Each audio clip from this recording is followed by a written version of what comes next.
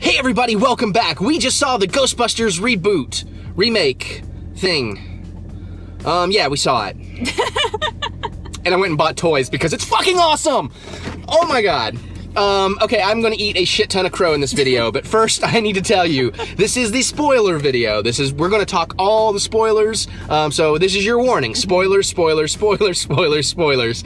So if you don't want spoilers, we do have a non-spoiler review. Link is below in the description, or something's popping up you can click on right about now. And, you know, check that out. And then come on back once you've seen it and you're ready for spoilers and geek out with us and see if you agree or disagree. Okay, cool, you gone? All right, so, wow.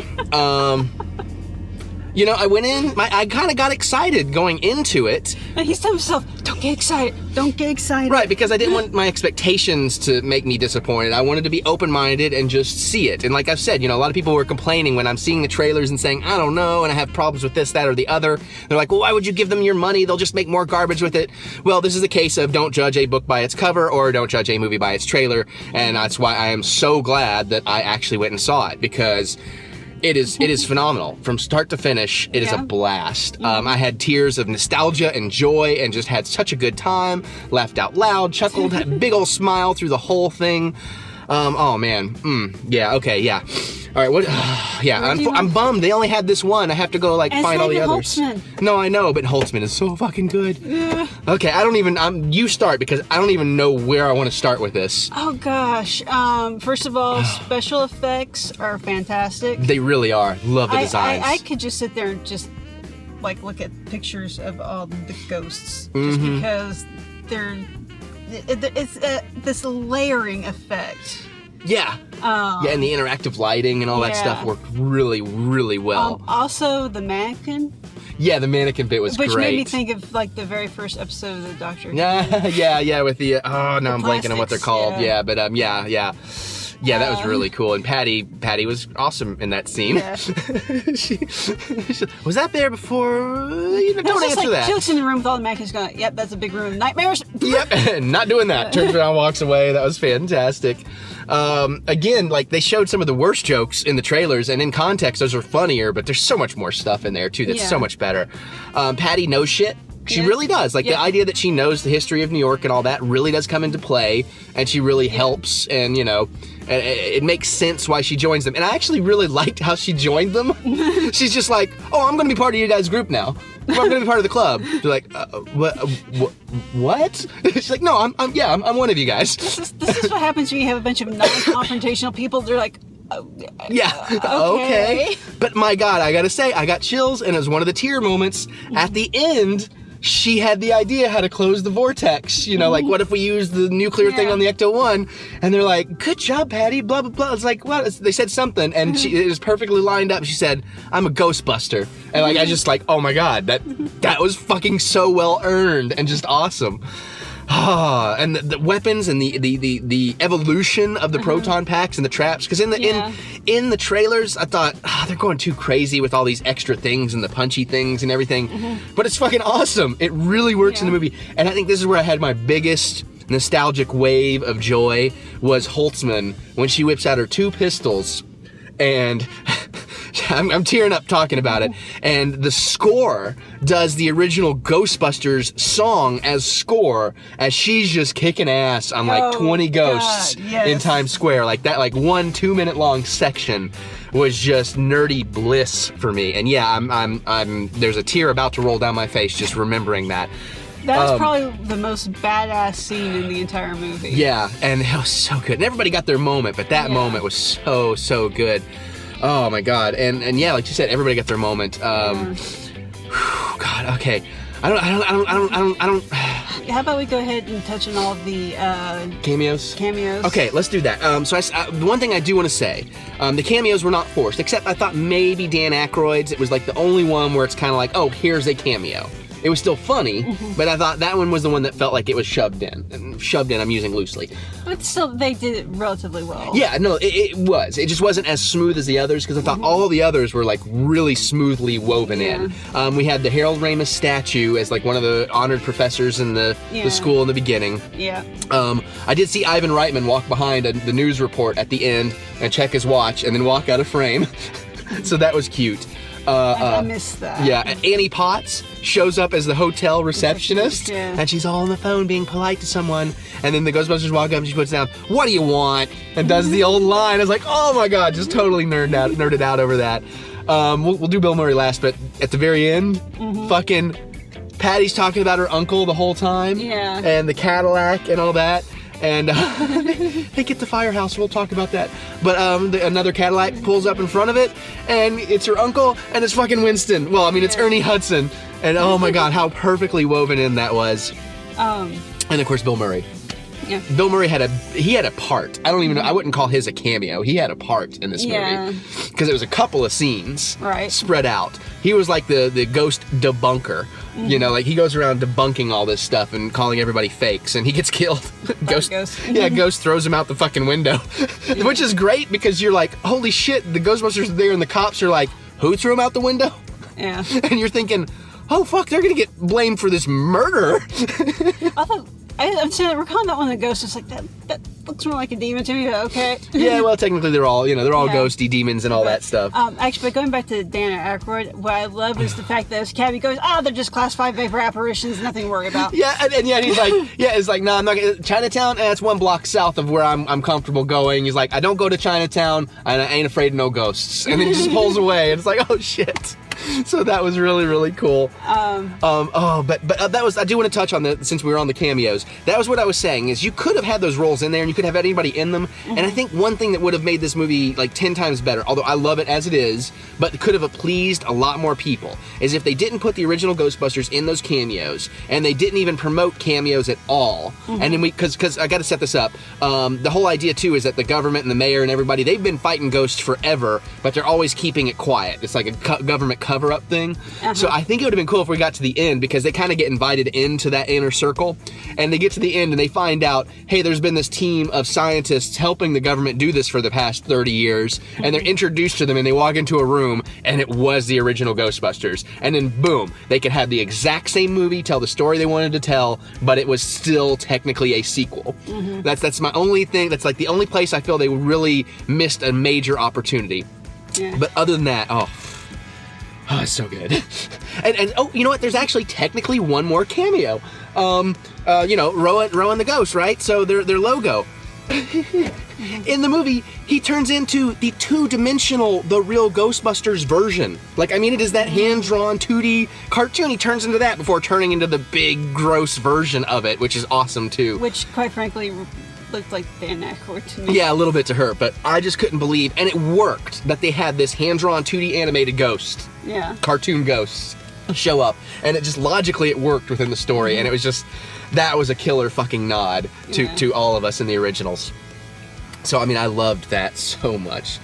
I really liked how Abby and Aaron were like old friends that had written this book, you know, this paranormal book. Like, it starts out like with the Aaron character, she's about to get tenure, which is like very difficult for her, and she's busted her ass and kissed a lot of ass to do it and everything. And Charles Dance is like the guy over her, which is great because he's perfectly like British snooty kind of guy. And suddenly the book that she was trying to bury is all out on the internet and all this shit. And she finds out that Abby was posting it to make money, because she was doing her science thing in this shitty college and everything. So I thought that was cool that they were actually at odds. And then they kind of reunited and they found each other again and geeked out over actually seeing their first ghosts and everything. And the opening scene was actually creepy, like with the door open, like the museum guy and everything, and the door opening and him running around and he couldn't get out, and he's like in the basement and the slime is bubbling up and all that shit. I was like, oh my god, like that would actually scare kids, like it should, so I was like, oh, that's so cool. How they get the overalls makes a lot of sense. Because of all the dripping slime. Aaron's always getting slime all over her everywhere. So finally Patty's like, here, I got these overalls from the from the transpo people, and we can put these on and not worry about slime. So that was really, really cool, man. The firehouse? Oh yeah, fuck the firehouse. So great bit in the beginning, like, because I kept saying, like, why do they keep showing the firehouse if they're not going to be at the firehouse? Well, there's a great bit early in the movie where they're going to go look for a place, and they get shown the firehouse, and they're all geeking out, like, oh, it's so great, this is perfect, and we could do this here, it's so big, and it's all this, and they're joking, stripper pole, and it's actually the firehouse. It is the actual firehouse. And then of course the real estate agent is like, yeah, and the rent only starts at $21,000 a month. And Aaron, without missing a beat, says, "Get the hell out of here," or something like that. Go to hell. Yeah. Just like, Yeah, he's like, go to hell, what? yeah, it's like, oh, well, what's in your budget range? It's like, how do you feel about the smell of Chinese food? Which is also a great recurring joke. Yeah. About soup and dumpling and only ever getting one dumpling in the soup. And then after saving the day, it's like a whole thing of dumplings with like no soup. And she's like, I just want a proper ratio of dumplings to soup. I know, like, it may not sound great the way I'm explaining it, but you see the movie, it is so fucking perfectly weaved. Actually, I liked their Chinese base that they had, their little HQ above the Chinese restaurant. Yeah. Just because, you know, it had like the actual like Chinese sort of architecture to it and everything. So And yeah, it was visually interesting and it was logical. It made sense that would be something they could afford and all of that stuff. And it was great because then they had this back alley that they kept getting to test all their shit in and everything. And the reoccurring Chinese delivery boy is fucking hysterical. That is an awesome running gag. Oh, I loved that. And like I said, you know, the new Ecto-1 really grew on me. I really actually dig that design. And I love that, you know, they played it weird in the trailers, but in the movie, you know, Patty does get it. Oh my God, she shows up with the Oprah joke too. That was not in the trailers of, you get a car, everybody gets a car, you know, and it was really funny. And then, but she, you know, she borrowed it from her uncle at the funeral home. And then, like, it shows up later, they go out on their first call, and Holtzmann has pimped it out and painted it and everything, and Patty's like, oh, fuck, what did you do? My uncle's gonna kill me, you know? It's not that was... I fixed it. Yeah, I fixed it, it's fine. Oh, but that was so much fun, too, man. I don't think Holtzmann sleeps ever. No, Holtzmann, oh my God, Holtzmann is so awesome, dude. She's worth the price of admission alone. Yeah. Her insanity and her jokes. And the Sigourney Weaver cameo, we didn't even mention that. That was in like an after credit. Yeah. Sigourney Weaver was Holtzmann's mentor. So if you've seen the Holtzmann character, wait till you see how Sigourney Weaver plays her mentor. Oh my God, dude. It is so much fun. The warning lights are for dudes. But yeah, oh my God, it's so good, dude. Oh, but Slimer. Oh, Slimer has a few good scenes in the movie.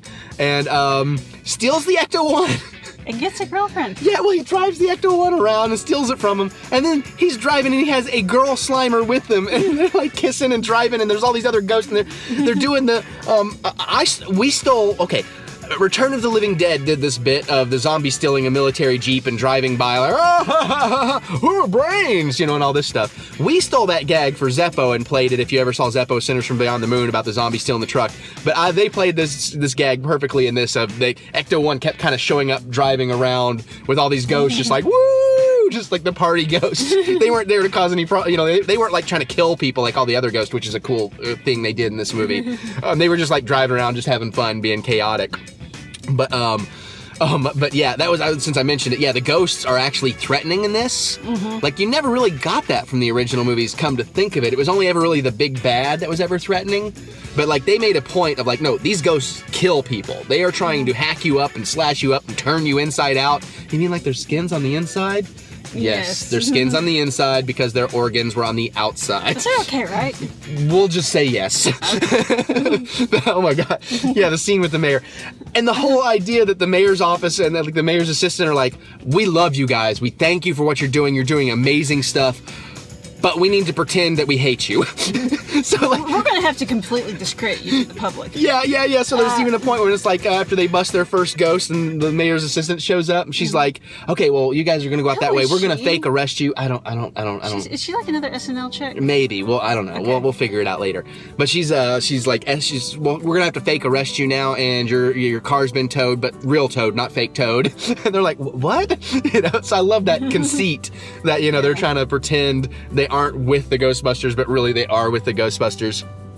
So that was really, really nice. Oh man, I love that they made reference to ghost hunting shows and that giving them bad names for the scientists that actually wanted to do the real science.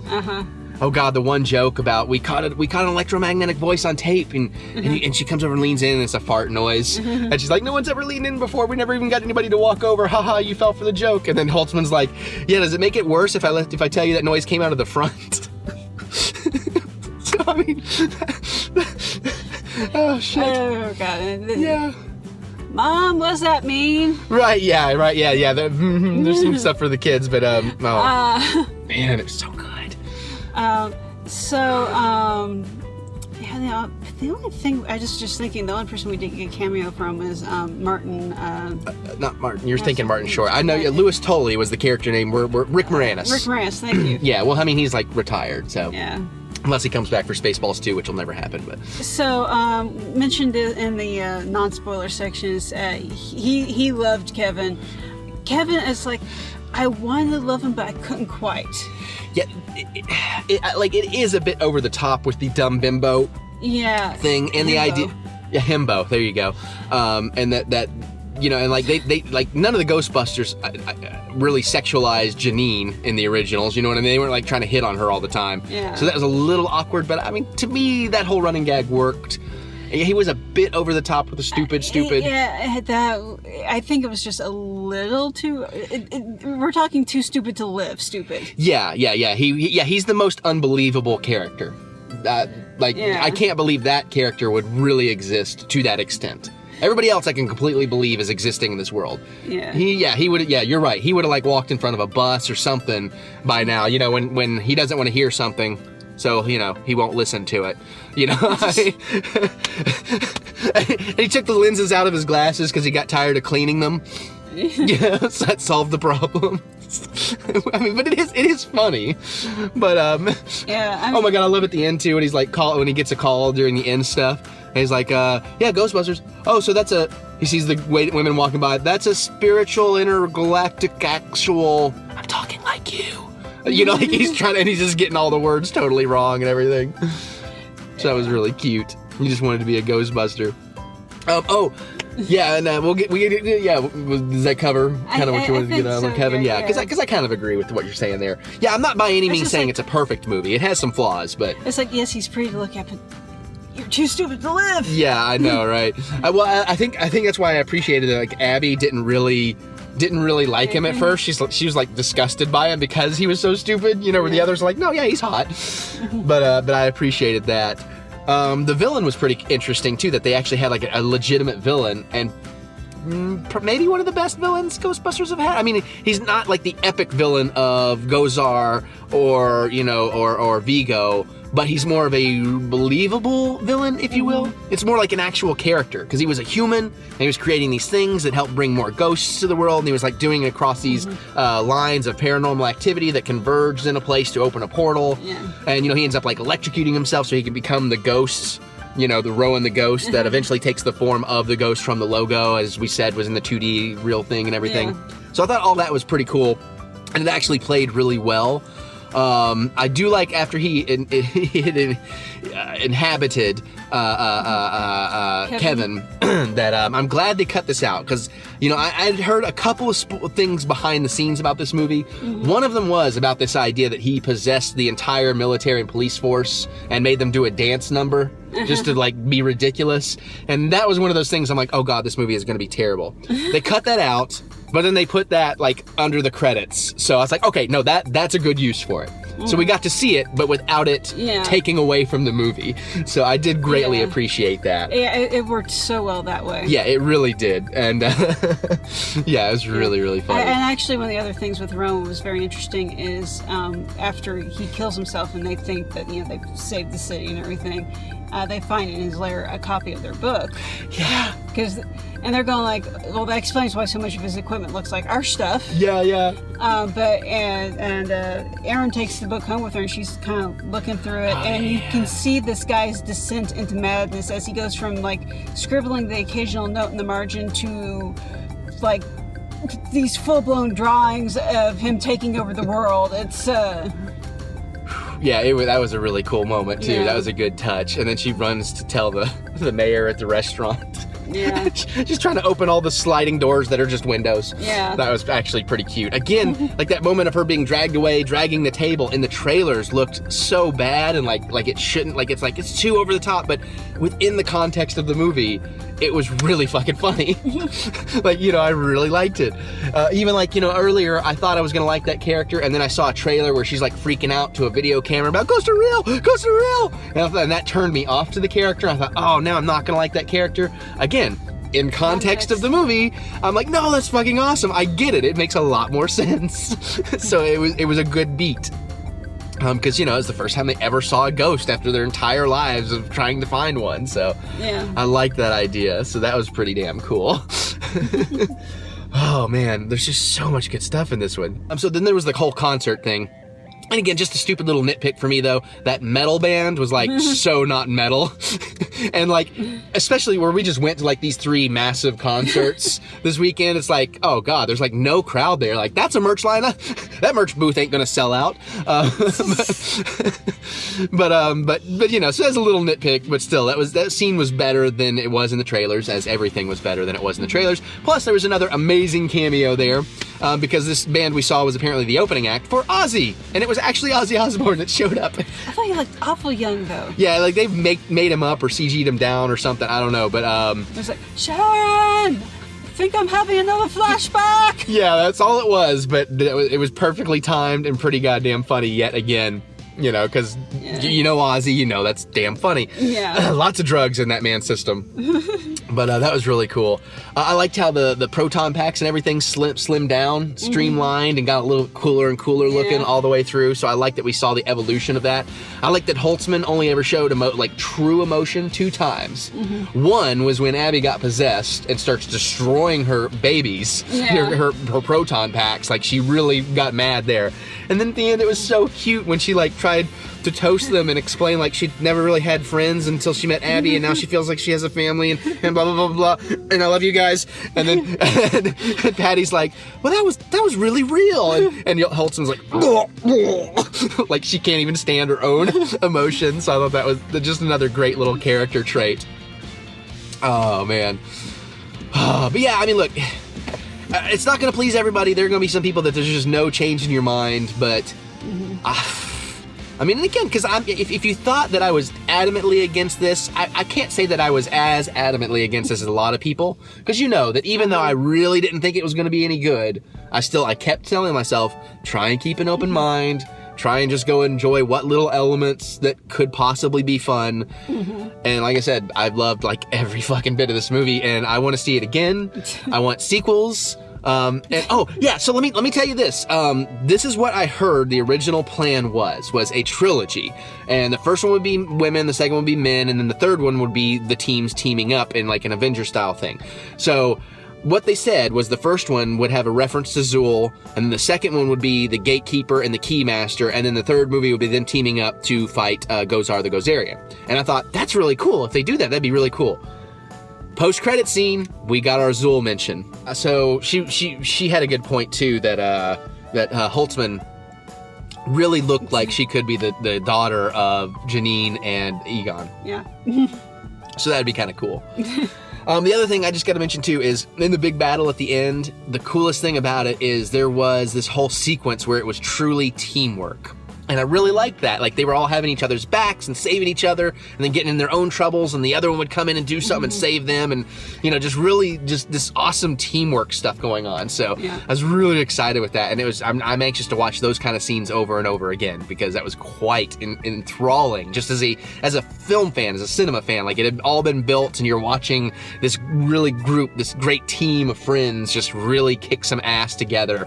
And it was cool. I just really liked it.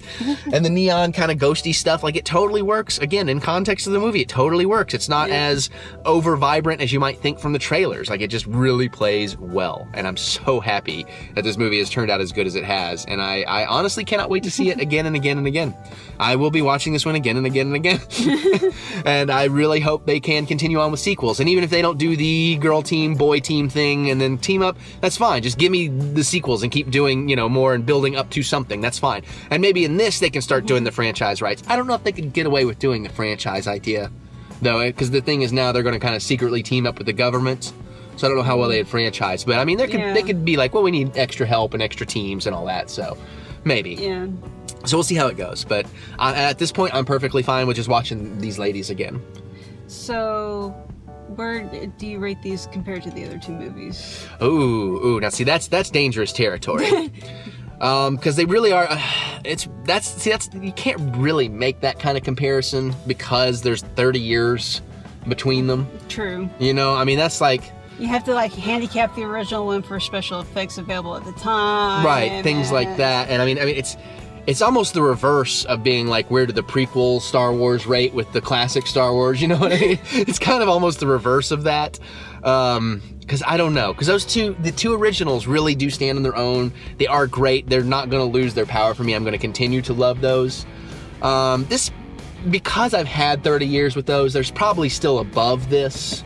But this is, but this has all the benefits of all the modern technology and storytelling, so that element makes it more enjoyable than the older movies because of it's got the more modern pace and a lot more going on. But those others are still just such tight classics. And I mean, again, like I said, I was rewatching part 2 the other day and I was still laughing out loud and discovering new nuggets I hadn't. So I'm gonna have to take a pass on on ranking any of those together. They are their own beasts. Had this been a direct sequel, that would be interesting. Because then it might actually be my favorite. Maybe. I don't know. Again, it's too early for me to make a judgment like that. It's like when I saw Star Wars The Force Awakens. I knew I loved it. I knew I loved it as much as the original trilogy. I didn't know where it ranked in there until like weeks later. And then I figured out, okay, it's like the third best. It's just above Return of the Jedi. Just below A New Hope. You know what I mean? So it may just be too early for me to make that call. And, and yeah. So, but anyways. Oh, God, it's so good. Okay, well, I'm going to get out of here because I want to take her home, and I want to go order the rest of these off Amazon because I honestly want the whole set. And now Especially Holtzmann. Yeah, I really want Holtzmann. I think somebody might be hinting as a gift, but... Hey, all your stuff is going to be my stuff eventually, sweetie. That's true, that's true. That's true, eventually, yes. But anyways, guys... You may go, you may hate it. It just depends on your mindset, I guess, if you're willing to give it a chance or not. But if you're willing to give it a chance, you're likely to have a really good time. If you are already looking forward to this, you're going to have a really good time. So yeah, that's all I can really tell you is just go check it out, man, and see, because you might actually be really surprised and really, really love it. I did. I see a bunch of grinchy little hearts expanding 2 sizes. Yeah. Oh, there's going to be, but some of the trolls are just going to be flat out trolls. I'm sure even on this, there's going to be people that are going to flat out disagree and be like, you don't know shit about movies. And then I'm, going to quit their job. Oh, wait, no, that was the old video store. A whole other story. Alrighty then. I've told you that story about the last video store I worked in and the manager coming in like 2 minutes after I had gotten there and oh God, this is okay. No. Real fast. Worked at a video store. It was new release day. I'd gotten there 5 minutes earlier. A customer came in and asked me what came out today. I said, I know the big titles. I don't know the small titles, but I'll walk you around the wall and show you because I can tell. Then the manager heard that. He got pissed at me and said, you don't know shit about movies. I'm like, me? Of all fucking people? So anyways, there you go. There's that story. But yeah. So go see it. Let us know what you thought. All right. Geek out in the comments. If you disagree and stuff, that's totally fine. Just, be cool about it. Be polite. You don't have to get into name calling or anything. We all going to have different tastes, but I definitely want to geek out on this. I definitely want to hear your thoughts. I want to, especially if you were like me and you're like, oh, this is probably going to be pretty bad. And it's like, holy shit, it was great. So comment away because I really, really want to geek out on this one. If so good, I'm ready to watch it again. It's not Swiss Army Man good. I'm still more obsessed with Swiss Army Man, but this was really, really fun. But again, that's apples and peaches. So, I was trying to be a little Kevinish for you there. But yeah, geek out in the comments. Other than that, thumbs up of encouragement is always nice and encouraging. Subscribe if you're new here. We do all kinds of fun, geeky, nerdy stuff every single day on the EricButts channel. Share with your friends so they can all come geek out and nerd out with us together. Our hand choreography is getting really good.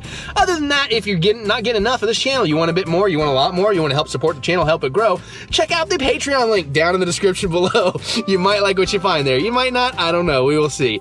But other than that, guys, I think we're going to shut up and just go. I'm going to go download the soundtrack and have a fun evening with it. And until the next one, I guess we'll see you guys later.